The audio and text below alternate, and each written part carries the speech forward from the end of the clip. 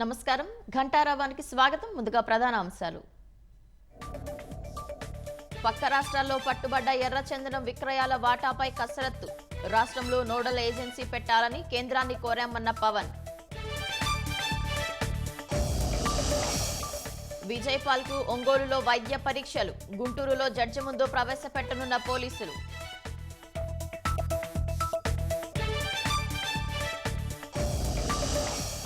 YCP పాలనలో నిర్లక్ష్యానికి గురైన జుర్రేరు ప్రాజెక్ట్. నిర్వహణ లోపంతో రైతులకు అందని సాగునీరు.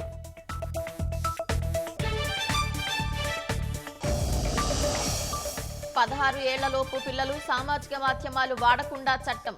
బిల్లుకు ఆస్ట్రేలియా ప్రతినిధుల సభ ఆమోదం.